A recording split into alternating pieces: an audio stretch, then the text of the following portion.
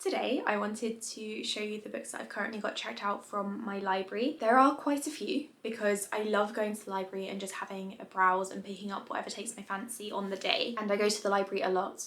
Some of these were also reservations that I picked up for either the Goodreads Choice Awards or because I knew that they were coming out soon. I put a reservation on them. I haven't read any of these because I've been trying to be a bit better about returning books to the library as soon as I read them so that other people can enjoy them. I'm actually part of two different library systems because the county that I live next to allows anyone to be a patron of their library. So I get amazing benefits from that because I can just go over like 20 minutes and pick up a bunch of books from the next county over, and then if I hit the limit there I can pick up some books from my own library.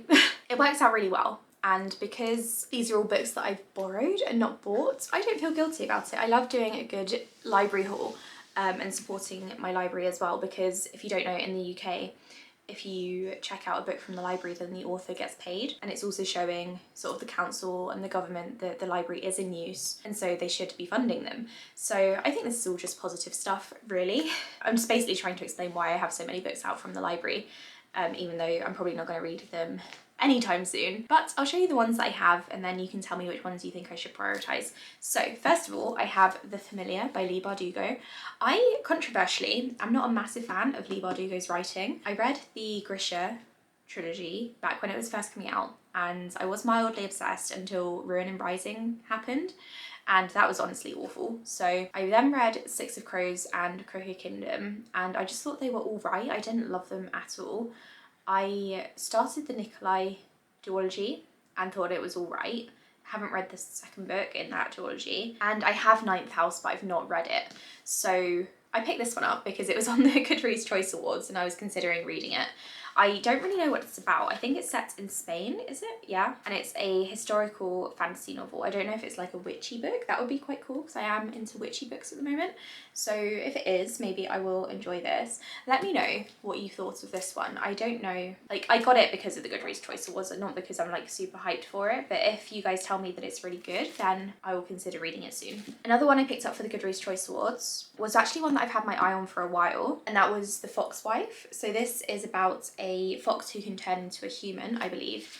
And I think it's set in, is it Japan? Northern China and Japan. And I'm not entirely sure what it's about, but I really enjoyed the cover and I quite enjoy the concept of a fox turning into a human. So I think this is going to be like a folklore kind of book. So I'd like to read this one quite soon, I think. This next one I picked up, I reserved it for I think an October reading vlog, but then it didn't get here in time. So I didn't get around to reading it in October. I think this only came in like at the end of November. I don't know why, because no one had it out on loan. It was just sat in the library for ages, so I guess the library was really busy and they didn't like go and get it off their shelves. So I picked up the September House. I think this is like a haunted house situation. Grady Hendrix has blurbed it, and from what I've heard, this is really, really good. Lots of people have really enjoyed it. It says that Margaret and her husband have bought a large Victorian house. It was for sale at a reasonable price, so probably quite cheap. Then they discover the hauntings. Every September the walls drip with blood, the ghosts of former inhabitants appear, and all of them are terrified of something that lurks in the basement. This one sounds so good. I might actually take this one away with me for the weekend because I think it sounds really creepy, and now that I've read the synopsis again, I'm kind of in the mood to read it. So yeah, I'm gonna put this one in my bag for the weekend. This next one I just picked up because I saw it there when I was browsing and I thought the title was nice, and that is I Did Something Bad. So this is a rom-com, I believe. Let me just check the synopsis. A journalist and a movie star find themselves teaming up to cover up a murder. What could possibly go wrong? I think this sounds like a lot of fun, actually, and again, it's quite a short one, so I probably don't want to take this with me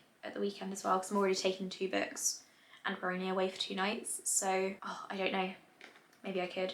I love the sound of this one and no one had picked it up, so I decided to grab it. Another one I picked up on a whim was The Husbands. This is a different cover to the US one. So this is about a woman who suddenly has husbands coming down from her attic. It says that 203 come along at once, so I think she's struggling to find love or something, and then strange men start appearing in her loft and they start climbing down. I think this one sounds really funny, so that's why I picked this one up. I just thought it sounded hilarious and really weird as well. I do quite like a weird book on occasion. This next book I picked up because I need to recap it. I think I'll probably, there's someone's receipt in here. I don't think that's mine. I think I'll probably only recap it on my website, but if you want me to do a video recap, if the story is complex enough, I can do a video recap of it. and that is A Fate Inked in Blood. This is a Norse mythology retelling sort of thing about Vikings. I've not read anything by Daniel L. Jemison before, but I do have The Bridge Kingdom now, so I'd like to give that a go. And I've obviously heard of Dark Shores and Stolen Songbird. So this is about, I think, a forced marriage or something. I'm not really sure. The main character is called Freya, and it's set around Viking times. So I'd like to read this and recap it. If I don't like it, I don't know. I don't want to say that I'm not going to like it because that's kind of cursing it, isn't it? I'm just not sure I'm going to love it, but I do need to read it and recap it. Another one I picked up for the Goodreads Choice Awards, which came in quite late, was Real Americans. Hang on, there's a shine, there we go. I'd actually wanted this one for quite a while, so I was really pleased to see it in the Goodreads Choice Awards. I don't think it did very well. It didn't get many votes, but I'm glad that more people are paying attention to it. So it says that this is set in the year 2000 or 1999. The main character Lily is an intern who is trying to live the American dream in New York City. And then it talks about her parents who fled a cultural revolution. And it's a family epic about identity, sacrifice, choices and fate. This was on one of my most anticipated releases videos, whichever month that it came out. And so I've had my eye on it. I'm really glad that I was able to find this in the library and reserve it. We are still going, no need to worry. The next one I think you've seen before. I've mentioned it in a few videos because I've had it out for a while, and this is another one that I want to read soon, so maybe I could take this away with me for the weekend as well. It's only short, so that seems reasonable. I've picked up Queen Bee by Juno Dawson. This is a novella set in the same world as Her Majesty's Royal Coven. It's a prequel set just after Anne Boleyn is killed, and that's when the Coven is started. I don't know much else about the plot. It's only 170 pages and the font is enormous. I don't know if you can quite see. Yeah, I'll take this one away with me as well. Might as well. I've really enjoyed Her Majesty's Royal Coven. I'm reading that this year, but I'm not a massive fan of short stories, so I've been putting that one off. I picked up a Christmas book just because I saw this on one of the display shelves and I realised that I've not got many Christmas books myself, so I just nabbed this one. It's Snowed In With You.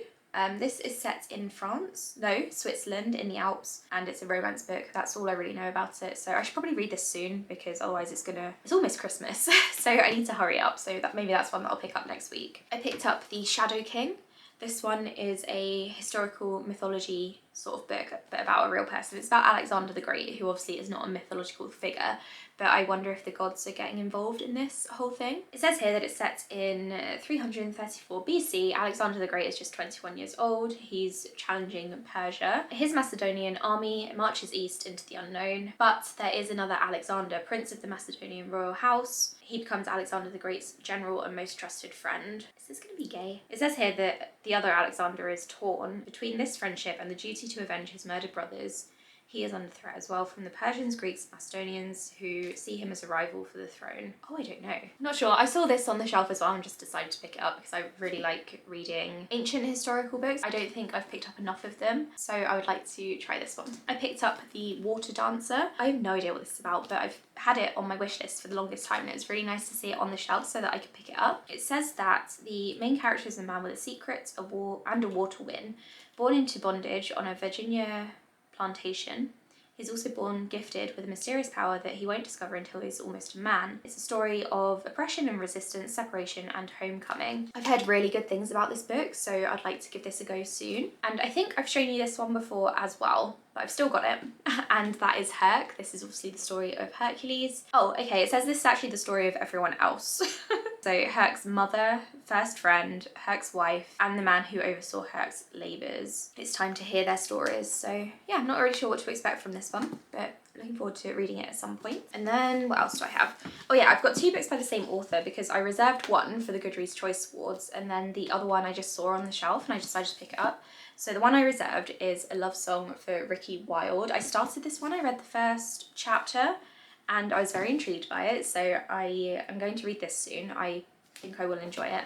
And then I also found 7 Days in June, which I don't think I've ever tried to read. Sometimes I do try and read the first chapter of things on my Kindle, but I don't think I did for this one if I remember correctly. I don't really know what either of these is about. This one, Ricky Wilde, is about Ricky who comes from a rich family and she's trying to start her own business and she wants the support from her rich father. 7 Days in June, I think it's a love story of some sort. Do they come back together or something? I'm not entirely sure. But I'd like to read both of those. This next one, again, I've already shown you before, definitely, because I remember reserving it or just taking it out from the library before. but I didn't get around to it. That was What Have We Done by Alex Finlay. I've really enjoyed his thriller books in the past. So I took this one out earlier this year, I think, but I didn't get around to it. I found it again in the library just on the shelf as I was browsing, so I decided to pick it up and give it another go.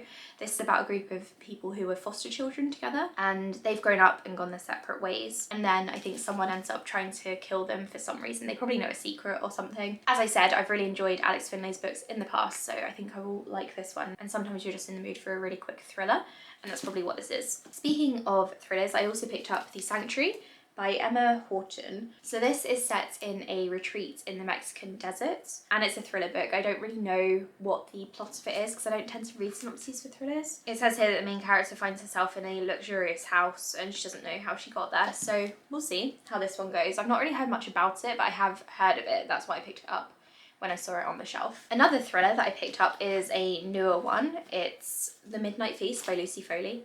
I've enjoyed most of Lucy Foley's books, but apart from The Paris Apartment, I really didn't enjoy that one. I had to DNF it, but I'm hoping this is going to be a return to form. I think this one is set back in the UK again.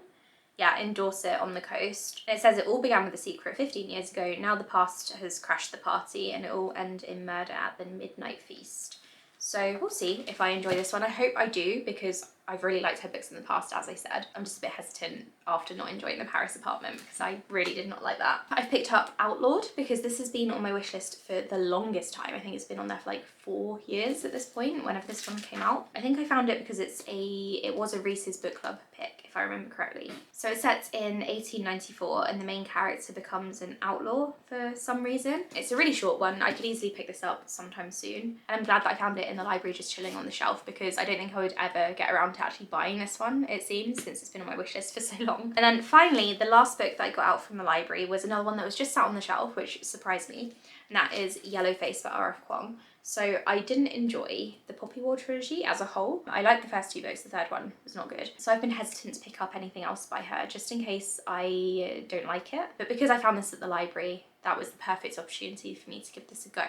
You probably all know what this is about. So this is her first contemporary novel, and it's about 2 writers. One of them dies and the other one steals the dead one's manuscript and passes it off as her own and pretends to be Asian, I think Chinese. So I wouldn't say I'm looking forward to reading this one, but I'm curious to give it a go and I want to see how she handles a contemporary book. Some people have loved this and other people just really didn't get on with it, so I'm really quite excited to see where I fall on this one, but I am quite hesitant. So let me know what you think of this. Did you love it or hate it? And I'll probably read this in the new year. Those are all the library books that I've gotten out recently. Let me know which ones you think I should prioritize. As I've just said, I'm taking these 2 away with me for the weekend, so I'm gonna probably prioritize these unless something else catches my attention in the meantime. And then after that, I probably need to prioritize A Fate Inked in Blood so I can do a recap of it. And the rest of them I'm just quite excited to read, to be honest, because they're all ones that I've had my eye on either for quite a while or they're really hyped ones that I want to join in with the hype with. So let me know in the comments below, and thanks for watching. I'll speak to you all soon. Bye.